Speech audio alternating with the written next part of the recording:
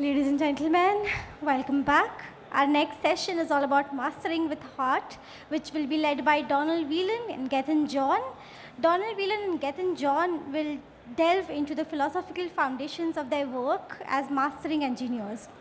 They will also discuss recent upgrades to their studio, including rewiring all analog interconnects with high-end cables and experimenting with external power supplies for outboard gear. Donal's mastering career spans 30 years, including 15 years mastering Indian film and non-film music. He established his own facility, Hafod Mastering, in Wales in 2004. His work credits include Highway for A.R. Rahman, Tiger Zinda Hai for Vishal Shekhar, Prithviraj for Shankar Ehsaan Loy, and Sairat for Ajay Atul. Since joining Hafod Mastering in 2009, GETHIN John has risen to become chief engineer.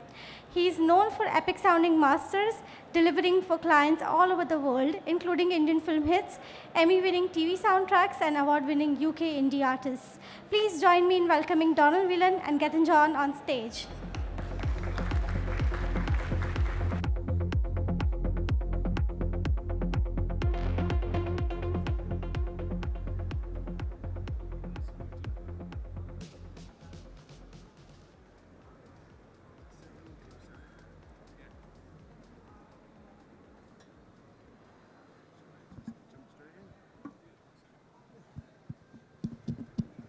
One, two.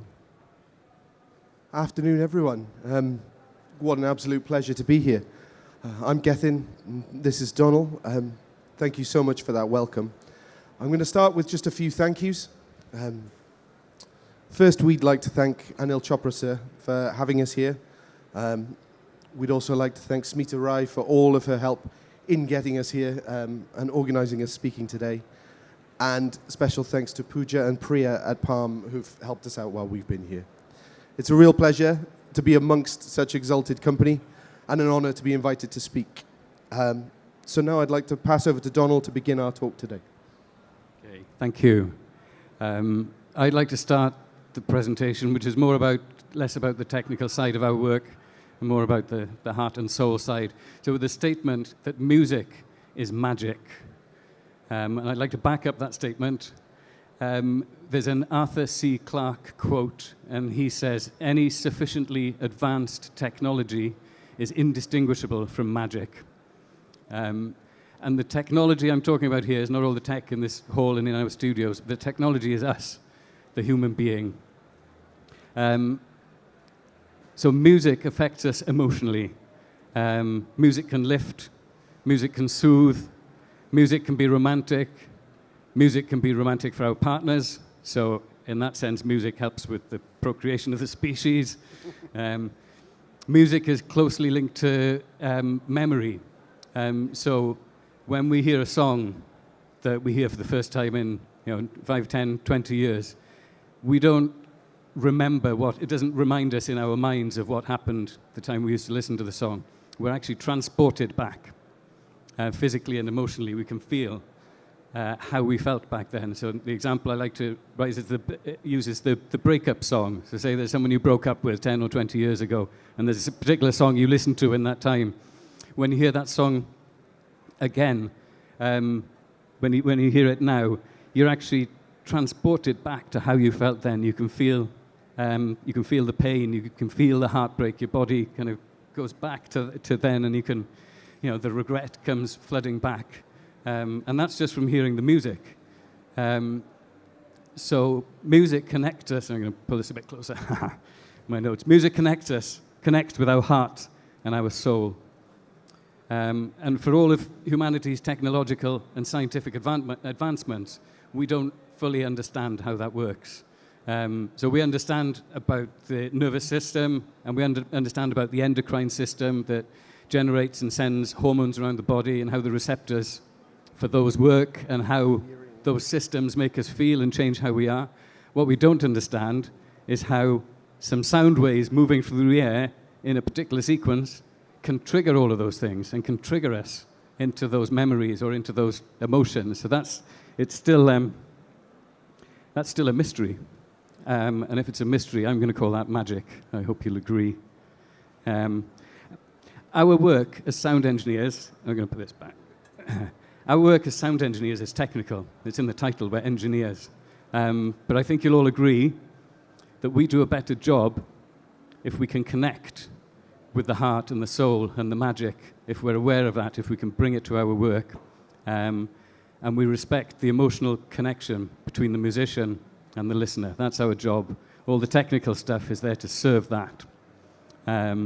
So I'd like to pass over to Gethin in a moment with a quote from my yoga teacher back home. We were in a class once, and somebody said, Mary, should we make decisions with our minds or with our hearts? And Mary said, you have to make the decision with your mind, because your mind knows the facts and the pros and cons. Your mind knows the history and the lessons you've learned. The mind knows the future and can project what might happen. But she said, once you've made the decision with your mind, you have to pass it through the heart to check it's the right decision.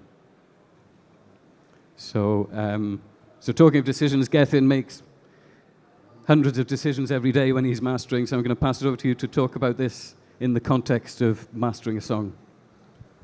Yeah, so to move forward from what Donal just said, we all know now that we're dealing with magic, a magical substance that is music. And everyone in this room, has the privilege of working right on that boundary of art and science. And we have a foot in both of those worlds. And so we need to recognize that, because we all study the technology, and we've spent years studying the technology. So we tend to sometimes forget the heart. So the first thing we've got to acknowledge is that we're on that boundary, and sometimes we're in one, sometimes we're in the other. And then you can also think of all mastering as a series of decisions. You can think of all mixing that way if you want to, but that's how I think of my mastering process. It's a series of decisions. And so how Donal has just explained good, holistic decision-making, right? Decisions made with the logical part of your brain, and then you check them with the emotional part to check that they were the right decision. How does that work in practice? Like, in practice, you're sat in a studio. How does that work for you? For me, what that means is being quite aware of both those halves of myself and switching between them. So you'll sit somewhere. Let's take an example. Maybe we're doing some surgical EQ. We're focused on resonant frequencies. We're focused on how many dBs of attenuation do we need to adjust that signal, to bring something forward or unmask something. This is all logical process. I'm using all of my sound engineering. Once that's all set up, maybe I've set up one stage of my process. You lean back and you set up a blind A/B, and you don't even think about the attenuation. You don't think about the frequency. You just drop the function in, whether it's a plug-in, piece of analog gear. We spend a lot of time in the analog domain. Does this make me feel better or feel worse? And that is that final decision. And so that's kind of practically how it happens for me. And then you iterate that process for every decision you make in the studio. Every limiter you apply, every compressor that you apply, you start with the scientific, you start with the logical, you start with everything you learned, and then you very quickly forget everything you learned and sit back in your emotional self and go, right or wrong, right or wrong. Do I do that, or do I do nothing, or do I do something else? And you repeat that process. That's our mastering process, and that's what we mean by mastering with heart. And I'm sure you'll have places in your own practice that will be relevant. And then every session ends the same way. You send something back to the client. We're sending a file back to the client. We're sending a mix. For us, we're sending a master. And there's a communication, human-to-human communication that goes with that. You might describe what you've done. Sometimes we do, sometimes we don't. But it always ends with the question, how does this feel? Or how does this make you feel? Because that's what you want everyone's mind focused on. Don't ever forget that we're dealing with magic. And how it makes you feel is the ultimate test. I'll add one thing to that, because I've watched you work a lot. You talk about stepping in to make technical decisions, then sitting back to listen to it with your heart and your soul. I'd add that before you step into the technical decision, you've actually listened emotionally before choosing what to then go in and look at. So it's actually it's a three-way. You listen with your heart, you go in with your technical brain, and then you sit back and listen as a human, as a music listener. Yeah, that's a nice addition. Always listen as a human first, Yeah. and as a sound engineer second, for us in our studio. So another aspect of this is storytelling. So humans, we are storytelling creatures. Stories are how we frame our lives. Stories are a great way to tell eternal truths. Stories are how learnings and wisdom are passed down from generation to generation. And of course, storytelling is central to music and songs. We get asked often about differences between Indian and Western music. And in the context of stories, I'm going to make a proposition, Gethin, you can agree or you can shoot me down. So a film song, we do a lot of film songs for India, and a film song sits in a particular place in a story arc. There's the story arc of the film, and the song comes in here, and it's a particular place of the story. And then the song itself has a story told through melody and poetry about the characters. It's usually a man and a woman, boy and a girl. And then the film continues, and and these songs are the most popular songs in India. The most popular songs in the West tend to be pop songs. Western pop songs have a general theme. They've got a general groove. They've got some cool sounding lyrics that vaguely about the theme of the song. And then there's a hook chorus to pull you in. To me, that's way down the scale of storytelling. On the other hand, back home, and I'm sure we all know lots of songwriters who will write, heartfelt songs with stories and soul in, but they don't rise to the top very often back home. Whereas here, your most popular songs are very much story songs. Would you call that a significant cultural difference, or am I missing the mark? I think it is a significant cultural difference, and actually, it's a really live discussion, because since we've been here, we've had 2 conversations with clients and friends, both of whom have brought up the importance of myths and epic legends, and how that's kind of on vogue or kind of fashionable in some way in India at the moment. I think that storytelling is completely universal across all cultures, but I think we find it through music really up front and center in Indian musical culture and the stuff that we work on, whereas the stuff that we work on for British and American clients, it tends to it's back at the moment. Musical theatre occupies that space, opera occupies that space. That there are different places you find your storytelling. So I'm not sure, I think it's universal, and as much as I can draw conclusions as a sound engineer, I think it's there in all cultures, but you find it comes forward and backwards at different places in time. That's a more nuanced summary than mine, thank you. So, take a breath for a second. So the next place I wanted to talk about using the technical brain to facilitate the emotional brain. And there's a bunch of terms I'm using interchangeably. The analytical brain and the spiritual brain, or kind of the left brain and the right brain, or the creative and the technical. So I'm using all of those terms interchangeably. Forgive me for my sloppiness in language. But using the technical brain to facilitate emotional experiences. We all do it in our workspaces, in our studios. So building a studio is very much a technical process. And when it's finished, you sit back and you listen to your studio emotionally. So as human beings do that all the time. We just decide we want something emotionally in our lives, and we engage the technical or the left brain to kind of go away and make that thing. Then we sit back and we enjoy it with the right brain. So in the studio, I've got a couple of anecdotes. So Gethin, when he's mastering, that flick between the technical brain and the emotional brain, the mind and the heart, is iterating very quickly. He's doing it, every few minutes, and he does it a number of times in 1 hour. So if you're in the studio, that's a much longer. If you're building a studio or doing R&D on some equipment, it's a much longer process. So there's a research and development team in New Zealand that we work very closely with, and they develop equipment for their own enjoyment, for our studio, and for some other studios and hi-fi buffs that they know. And their technical, emotional, iterative process is 1 week. They get together every Sunday night, and our studio designer, Murray, cooks a curry. He loves curry. It's another Indian connection. They open a bottle of wine. They plug in whatever they've built that week, and they sit back and they listen to it, and they put on CDs of their favorite artists. These guys put on a whole album. They'll sit there and they'll listen through to a whole album, and then they'll discuss how that sounded, and they'll luxuriate in the musicality and the detail of what they can hear, and the musicianship and the expression, the expressiveness of the singers. And then they'll discuss how good have we done? How is this sounding this week? What can we change? What can we adjust moving forward? And I'll just quickly go through a couple of examples. Just before you mention the cables and the studio, I think we might have some images of the studio downloaded.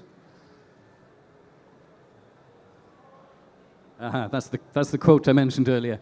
Any sufficiently advanced technology is indistinguishable from magic, and that's us. We are the advanced technology. That's our studio. That's where GETHIN sits and weaves his magic with his technical brain. Okay, that's perfect. Thank you. We can leave that one there for a minute.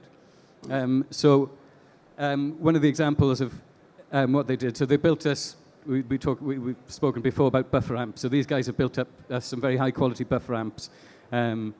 One pushes the gain up before going into our mastering chain. The second one pushes the gain up before going into our monitoring chain. And they were running on off-the-shelf transformers. And these guys are obsessed about power, about if you supply something with better power, if you supply audio gear with better power, the audio gear will sound better. So they said, we need these transformers are good, they're off the shelf, but we could do better. And they found a specialist transformer manufacturer in Poland who hand-wind transformers to spec. And they have you can pay extra for audio quality transformer. So they spec'd up some transformers, had them shipped to New Zealand, they put them into the power supply, and then one Sunday they brought that new power supply, plugged it in, played some records, and it sounded better. Okay, so it's a company called Toroidi. Toroidi transformers are now in. Everything they make will have Toroidi transformers. And then they look back at the buffer, and there's a voltage regulator board, getting a bit technical here, that they've built, which they reckon is the best voltage regulator board you can ever put in a piece of audio gear. And then they looked at some of the other audio gear in the room and said, well, what if we take this toroidi power and this regulator and we put it in that equipment? So they took their preamp and they ripped the power supply out of the preamp and they dropped a regulator board into there and they fed some power in from the toroidi transformer into their preamp. And then the next Sunday they plugged it in and they put some albums on and they went, whoa, okay, that sounds better. And then they turned their attention to the D2A converter, which they have, which we share, which is this one here. And they ripped the power supply out of that. And they dropped in their specialist voltage regulator board. They adjusted a couple of resistors to make the correct voltage for that equipment. And they plugged the toroidi power into the back of that. And they plugged it in on a Sunday. That sounds better. That's 12 volts. Well, what if we give it more? So they upped it to 15 volts. And they blew one up. There was a lot of smoke. But then they figured that out. And they upped it to 18 volts. And they made it work.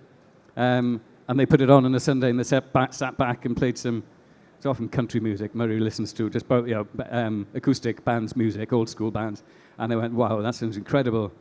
So they're iterating week by week, and they've been doing it for years. And then every 6 months or so, we get a shipment.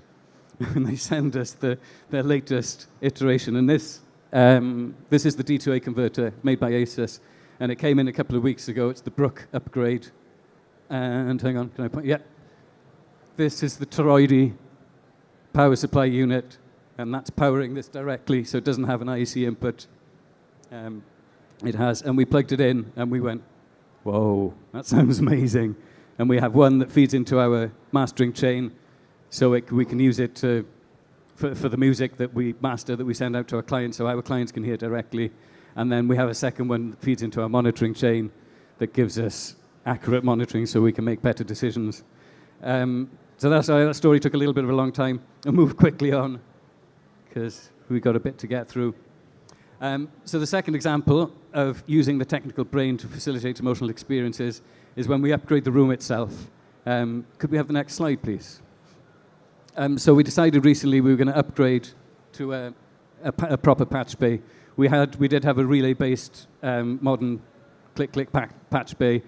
I won't go into the reasons now, but we decided to upgrade to this, and we'd use the opportunity to upgrade the cable in the studio. We were running on Van Damme Blue cable, which is professional, it's very good, but we wanted to up the ante there a bit. So to choose the cable, we bought 6 different types of cable. Now, Y-Man Phil, he took them and he made 6 pairs with RCAs on the end of all the different cables. We plugged those cables into a playback system, into each other, and we ran them in for 2 weeks before we even listened to them, just ran music through them for 2 weeks. And then we stripped down our signal path, put these cables in, one at a time, one pair at a time, and we ran 3 songs through. And we switched the cable, we ran another the same 3 songs. So 6 times with different cables, we ran the same 3 songs. 2 of them were Indian, by the way. One of them is the theme from Sairat. The second one was Jo Me Jo Pathan, one of Gethin's masters. Really good songs for listening to subtle differences. And then we auditioned the cables, and we did blind auditions, and we switched through them. And the cable we picked to why the studio was Megami cable. So, okay, great, we'll buy the patch bay, bought a reel of Megami, and Phil and I, the wire man, we set 3 days aside over a long weekend, and we just set through and rewired everything. So that was exciting. I was excited. It was hard work. It was a lot of brain work. And about halfway through the weekend, the patch bay, it had enough in to plug in and listen to it. So Phil was wiring some other stuff. I said, great, I'm going to sit down, and I put the patch bay in, and I plugged in some stuff. And I recalled something from the last week that we'd done, a nice sounding master. I think that was Indian as well. And I recalled the settings, so exactly the same gear, same settings. The only difference was the patch bay and the Megami cable. I sat back and I was excited about this because I know this is going to be good. And I started doing an A/B, and my heart dropped because the new cabling sounded worse. The low end was undefined. The stereo image was blurry. The top end was brittle. And I started getting scared. Am I allowed to swear? I said, what the have we done to the room? We've broken the room. And we got clients due in after the weekend, and we got to do music, and this is not sounding right. And I started panicking, like, okay, think it through. Okay, I know the cable is good. We auditioned it. We auditioned all 6 cables after we ran them in. We ran them in, and I had the light bulb moment. All these cables are straight off the reel. The solder's fresh. They haven't been run in. So I kind of, okay, calm down. I called Phil in and said, I'm a bit scared, but let's take a deep breath. We were finishing them today. I'm going to put some music on, and I'm going to leave it running overnight. And we'll come back in the morning and we'll listen again. And we went away for the evening, and I tried not to think about it. And we came in the next morning, and it'd been running for 15, 16 hours. And I pulled up the same recall, and the sound had settled. The bass was back. The stereo image was crisper. And we've been running music through it. Whenever we walk out, we set the project going, and it just runs, and the whole system's running in. And now the new equipment from New Zealand is in. That's all running in, and it's getting better. The more time goes on, the more it settles in, the more we run music through it, it goes better. I don't have any scientific explanation why that is, but it does. And yeah, that's the end of that anecdote. Yeah, the one thing I would just highlight from all of that is that all of the technical development, all very intellectual, it's all very electronic. It's a long process. It involves faith. You have to have faith that by the end of the process, if you follow the process through, you'll get there. That's a very emotional thing. And then that final decision where you listen to the different cables and you install and you go, yes, this is what we're going to do, that's an emotional decision. So I just want to highlight that those are the 2 parts of that story. So as well as within the mastering session, it's within all of the studio development as well. And like you said earlier, when I had that moment of, oh shit, what have we done? I had to hold the faith. So at that point, I had to reach deep inside and say, okay, don't panic, keep going. I know at a deep level this is going to work out. And the technical brain caught up and found reasons and solved that. And we moved on from there. Talk about AI? Yeah. So we're going to touch briefly on AI because it is the topic of the moment. And AI in mastering.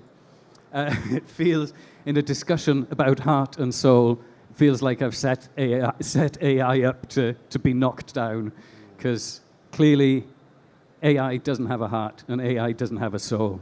So I could end the discussion there, but that's not fair on AI. So AI can't compete on a fundamental human level of heart and soul and creation and expression because it doesn't have that. But it can do a very good impression of heart and soul because it's been trained on thousands and thousands of songs, thousands of human expressions of heart and soul. So it can tap into all of that, and it can make its own decisions and come up with something that sounds like heart and soul. John Pilger, the Australian journalist and activist, calls it plagiarism software. He said, you shouldn't call it artificial intelligence, you should call it plagiarism software. He's talking about language models, we're talking about music, the same applies. The other thing to remember about music AI is it doesn't work in isolation. It's not working on its own. It's got a human being running it. It's got a human being using it who has heart and soul. And that human is working it, it's tweaking it, it's iterating it, and it's making creative decisions. The person is making creative decisions based on what the AI is offering. So it's obviously more nuanced than we've got heart and soul, it doesn't. So it's basically a tool. I'm going to pass you over to GETHIN to talk about AI tools that we use in our mastering process as humans. Yeah, I think it was really interesting being here for Srijesh's talk earlier on. He touched on AI as well. And don't be scared of AI. It's not coming to necessarily entirely replace us, but the people who get used to those tools, it's a brand new tool that we've never had before. So let's all get comfortable using it. That's with a massive caveat that we're having this conversation in May 2024. This conversation may be entirely different in May 2026, right? But where we are right now, it's not replacing entire sectors of the industry. It's a tool that we need to learn to master, and the ultimate decision maker at this point is the human. And that's where the emotion comes back in. So I'm just going to talk briefly about AI in mastering, because that's our area and that's how I use it. At the moment, there are sort of two types of AI mastering software. The first is what I'd refer to as whole song analysis, which is something like what Landa does. There's one from Queen Mary University. Aria works this way, where you upload an entire track. It will analyze the entire track and come up with a holistic solution for that track. That's good and useful as a tool, but it tends to operate a bit as a black box. You kind of throw something in, and if you don't like what you get back, it's not infinitely controllable. The second type are what I think of as the real-time cumulative analyzers. So something like the Gullfoss plugin from Sound Theory that we use. Ozone's kind of mastering assistant is this. Logic have very recently brought out their mastering equivalent. It kind of works in this way. And what that's doing is cumulatively, you just give it some input and it'll suggest solutions to you, basically. You don't have to hit the button and go, yes, please, can I have 100% of that solution? Those I kind of see like new friends. They're new friends that have come into the studio. I'm going to sit and see a sound problem. Maybe some mids that need unmasking. Maybe some top end that I'm not sure what's going on with. So sometimes, if I'm uncertain, I'm going to go, right, let's ask my friend. Let's drop Gullfoss on a certain section of a track and go, what do you think? And the conversation is literally a conversation. Let's run that.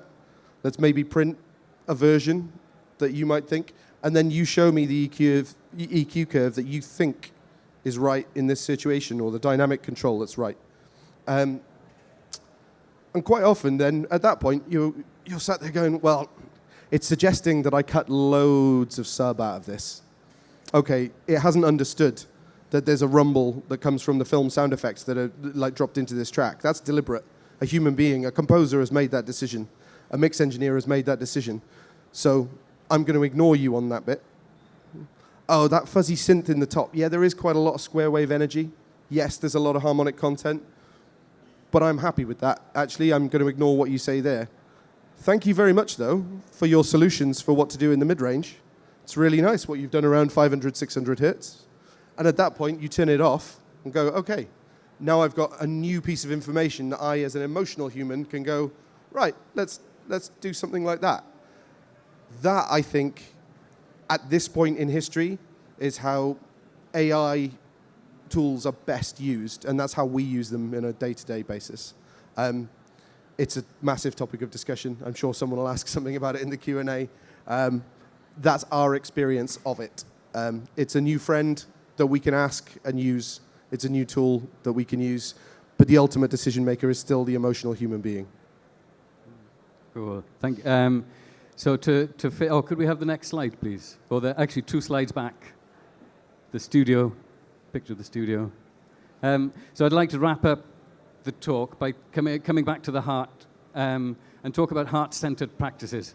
Because in order to listen with our heart and with our soul, we need to be present in the room with the music. We need to get out of our thinking mind and come back to the present moment. And staying present and conscious in modern society is really, really hard. We live in a capitalist economy, a consumer economy. There's all the politics and media trying to pull us away. And so for me, I'm going to talk about me. I'm not going to tell you what to do. For me, I needed a practice to kind of keep bringing me back to the present moment. For me, I practice yoga. I do half an hour of yoga every morning when I get up, before my kids get up, and before going to the studio. And I go on a retreat 2, 3, or 4 times a year, just to kind of keep bringing me back to myself. I know other people who meditate. I know other people who do Tai Chi. I know Christians who practice prayer on a regular basis, and all of these things are practices to bring you out of your mind and back to your heart and soul. Now, I'm very aware of the irony of me, Agora, sitting up here telling you from India about heart and soul and yoga, because cultivating consciousness and living in the present moment is not really a part of British culture. It's very much a part of Indian culture. And actually, I have learnt all of this from here. My yoga teacher is from Wales, but she studied at Shivananda Ashram in Kerala. Her 2 gurus back in Wales, one of them was an Indian Swami who moved to Wales after partition. Another one was a Tibetan monk who walked out of Tibet with the Dalai Lama and was sent, when the Dalai Lama sent a load of monks out into the world, he came to Geshla, his name. He was an amazing human being. I met him a few times. He came and set up a Buddhist center in Wales. So these teachings, they're teachings from this part of the world, and I've learnt them. And so I'm not telling you, I don't want to tell you stuff you already know. But all I say is we would all do well to find a practice that resonates with us and carve out some time in our daily, weekly routine to practice that. Because when you have a practice, a heart-centered practice, I'll talk about me, my life improves, our life would improve, our work will improve, our clients' work will improve because we're bringing more heart and soul to it. As a result, we'll get more work because the word will spread, so we'll be happier humans who earn more money. So I think that's as good a place to end. Thank you for listening. Q&A? And we're open to questions if we've got time. What time is it? Oh, we spoke quickly enough. There's time for questions? Great, thank you, Pooja. So, yeah. Yeah. Oh, you have a microphone coming. Hello, sir. I'm Abhas Tomar. I'm a student. I'm studying diploma in sound engineering from this institute called the Audio Guys Institute. I had a question for you. When you started out as an engineer in Bollywood, you must have faced some difficulties adapting to the sound and the culture of music here. What were these difficulties? And instead, if I had to pave my way to the music of US and UK, what are some things to consider, learn, or unlearn to adapt to that culture of music? Thanks. I'll take this one because I came here first 15, 16 years ago. So I came here on the invitation of my good friend Tosi Fakta, the ghazal singer. And he introduced me to a few people, and I was listening to stuff. This is crazy stuff. It's loud, it's bright, the vocals up there instead of back there. So I felt I needed to learn it. So before he put me back on the plane, we went to a record store, We just went around the store. He said, okay, take this one, take this one, take this one, take this one. And I ended up with a pile of CDs that big. And I flew home with them, and I took them to the studio. And I sat there for days, just kind of putting them on, listening to them. What are they doing on the meters? Like, they're bending my meters. I'm even going to have to find a way to turn my meters down to accommodate this. And then I just set to and experimented and I just learned the sound. Like, this is what I'm aiming at. The technical questions and answers are the same. We use the same tools. It's still compression, it's EQ, it's listening. As a human being, you hear the song, all of those things. You serve the song. So I just had to learn a new context for it and a new sound. And in learning the new sound, I brought my own thing to it. Well, this is really great and loud and upfront. That brightness is too much. Actually, I want to get that sound, but with the smoother top end, still bright but smoother. And some of our first clients loved that, and then the word spread, and it spread from there. For you, I can't. That's all I would say is if you're stepping into a different genre. And that's the same to going to a different country, but a different genre here. I haven't done any drum and bass song. Get a load of drum and bass music, sit down for a day, listen to it, get inside the sound, just get to know it, get to feel it. So that would be my answer.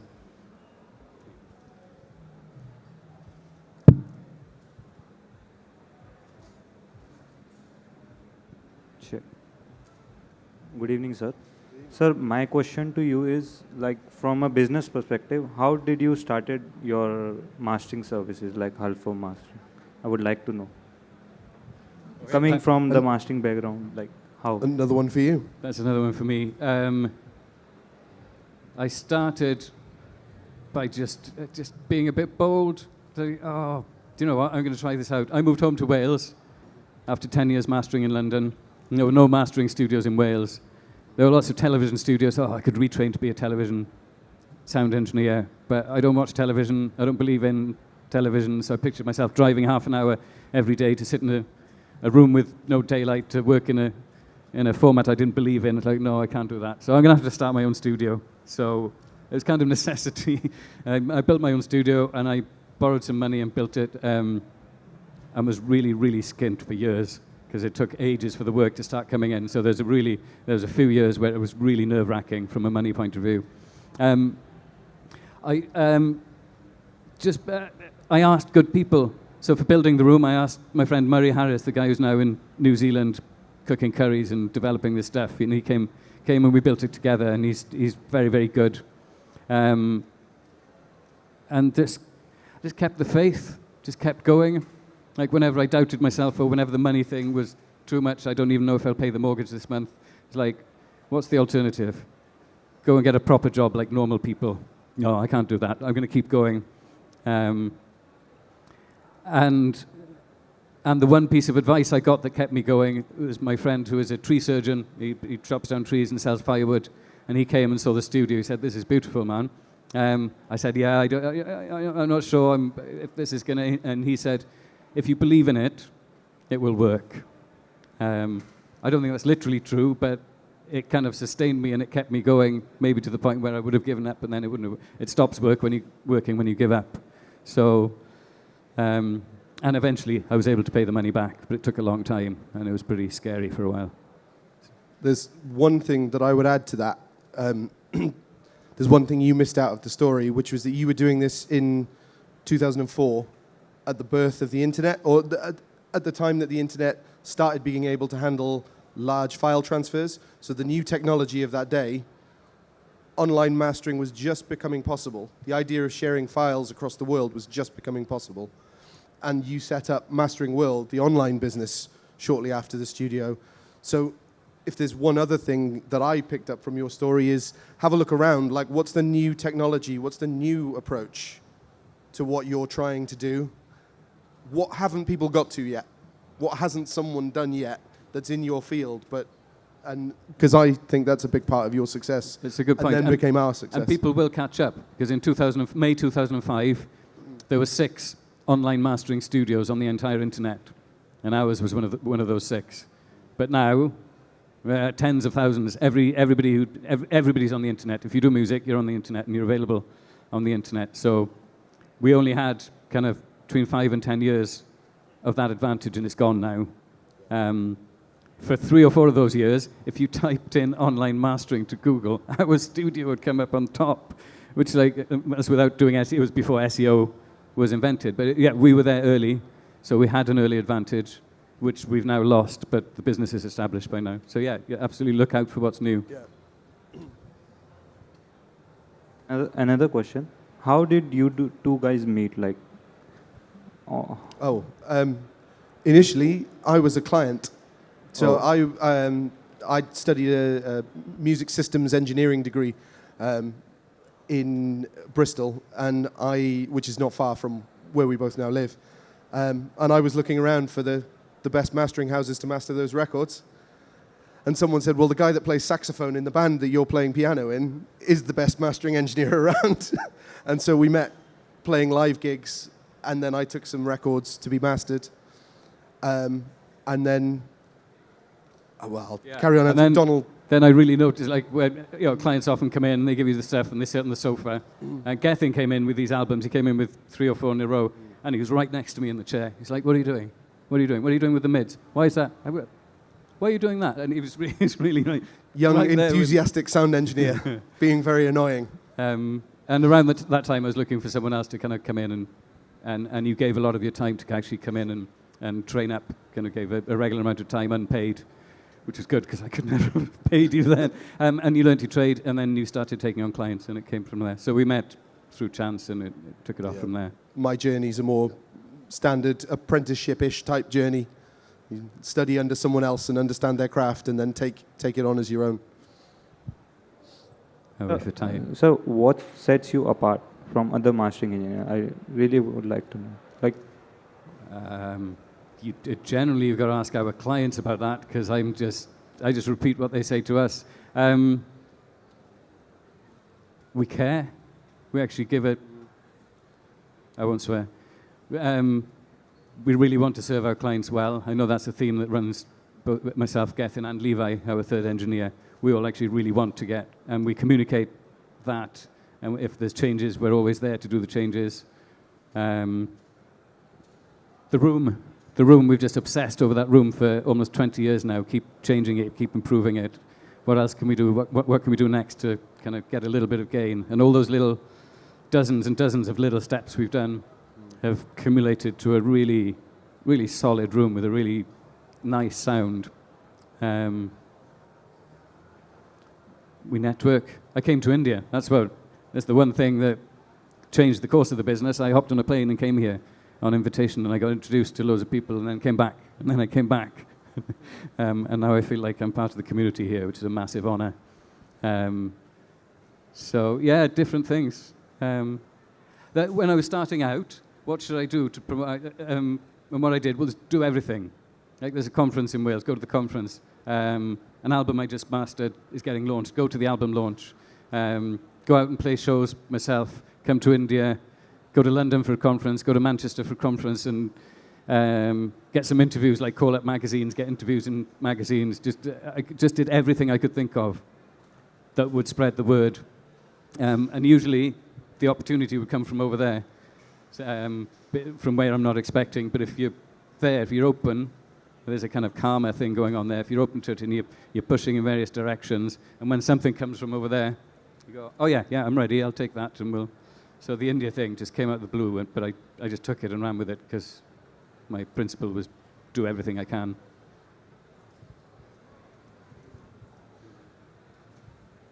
How are we doing for time? Okay. can I ask one? What's your take sorry, on? so there's one. We're nearly out of time. Can we have there's, one person over here? Can we have one Yeah, more yeah. question if we All answer? right, all right. Sorry, Pooja will be done in a minute. Hello, myself Sandeep. I wanted to ask, in your mastering room, you have all these equipment and all.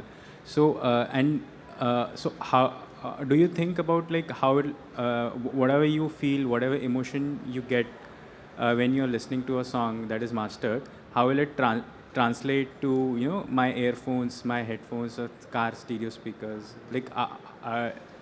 Do we experience the same emotions that you experience in the mastering studio?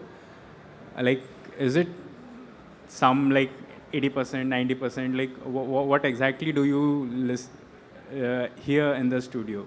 And is it translated, the emotional part of it, is it translated in like other PA systems when you listen to the same sound? That is what I wanted to know, basically. I like that question. Do you want to answer it? It feels like there's two bits to it.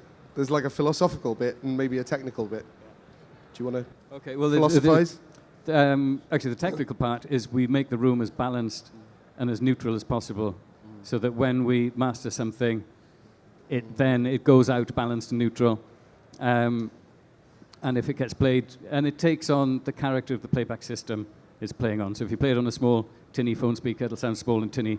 If you play it on a sound bar that's a bit boomy, it'll sound a bit boomy. If you play it in a club where it's like deep and strong, it'll sound deep and strong. So if we make it sound neutral, then it'll take on the character of whatever you're playing it back on. And the soul thing? Well, the philosophical bit is, I don't know if one human being feels the same as another listening to any track. And I'm also not sure that, so having the whole sound, whether you define that as 20 hertz to 20 kilohertz, or every vibration in the air that's hitting every organ in your body that's having some response on your endocrine system, I'm not sure that's the same from human to human anyway. But it's common enough that we can write music for each other, and I think that's probably good enough for us to share the experience. Great. Thank you very much for listening. It's been a massive honor to be here and talk to you all. Thank you.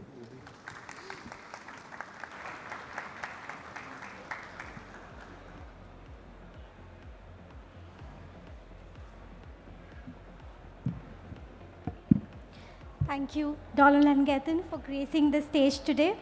May I please ask you to stay back for a moment more? Just want to present you with a certificate of appreciation.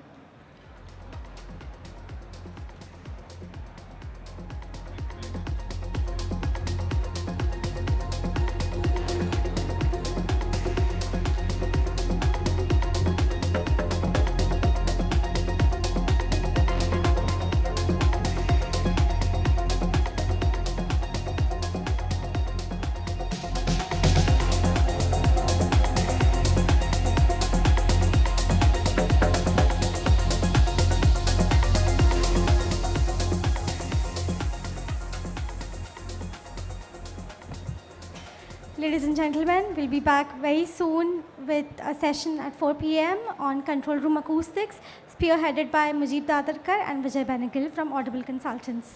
Thank you.